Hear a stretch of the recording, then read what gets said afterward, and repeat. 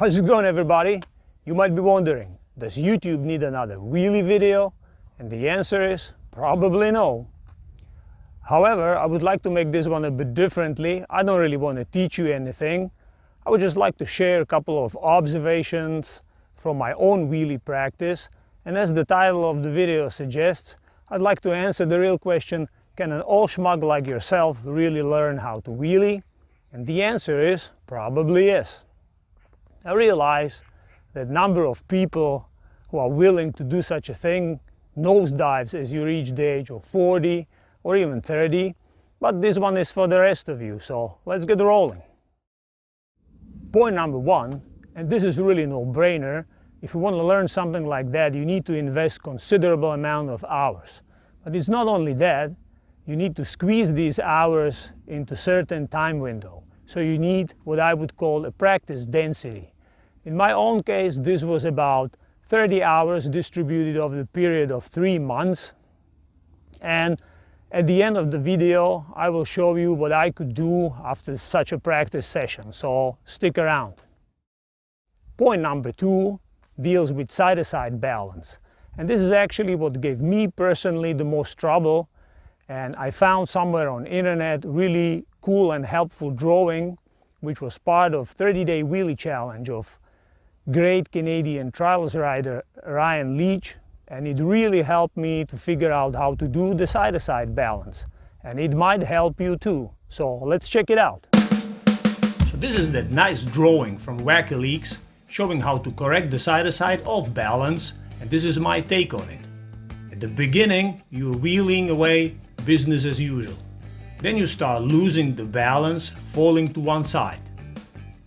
The next 3 figures depict what you can do in order to correct for this.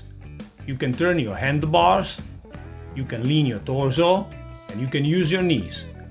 All of these basically use momentum and weight transfer in opposite direction as you're off balance. You'd probably practice all of these separately at first, and at the end you learn how to intuitively combine them into one unified smooth correction as shown on the last figure, which should ultimately lead to a regained balance. My observation here is, don't expect a situation where you have perfect balance, you start losing it to one side, you apply all these corrections and you go to a perfect balance again. The off balance will be ever present and will be shifting from right to left all the time. But as you get progressively better, the corrections will also get smaller and more fluent, just as they got when you first learned how to ride the bike. Point number 3, just about all other wheelie videos and tutorials will tell you that you should practice on a slide uphill. And there's nothing wrong with that, might work for you as well. The reason is quite simple and logical. When you're riding uphill, it's easier to get into that balance point because it's easier to fall backwards when you're riding uphill. However, in my personal riding, I found more useful riding downhill and practicing downhill because at the beginning I was using quite a lot of rear brake and I stopped pedaling from time to time to correct the side-to-side balance. And once you do any of those 2 things while riding uphill, this will probably bring your wheelie to a sudden halt. So I find it useful riding downhill, and I could use this little extra forward momentum when doing things like braking and stop pedaling, and this really allowed me to keep the wheelie rolling. So the point here is there's probably no right or wrong. Try both ways and you might actually find that both will work for you depending on at which stage of your practice session you find yourself. Point number 4, don't forget to breathe. Once you stop breathing, you tense up and everything just crumbles. So once you get the basic technique down and you can hold the wheelie for, let's say, 10 to 15 meters, you already know how to wheelie. But in my own personal experience, I could wheelie for quite some distance, but something was always missing, and this might be just that last piece of puzzle as it was for me. So keep it at the back of your mind, and this might just unlock your wheelies and you would be able to hold them for as long as you want.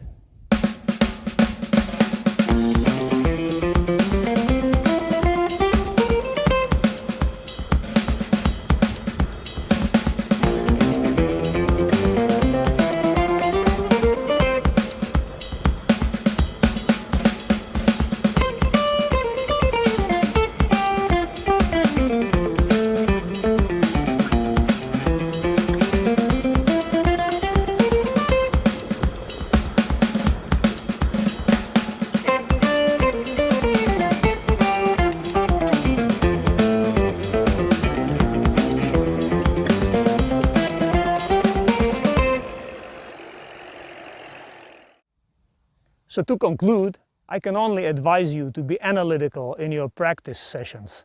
Make use of the stopwatch, record yourself, and have a plan for each practice session. Thank you all for watching. Stay motivated, be consistent, and keep that front wheel up in the air. See you next time.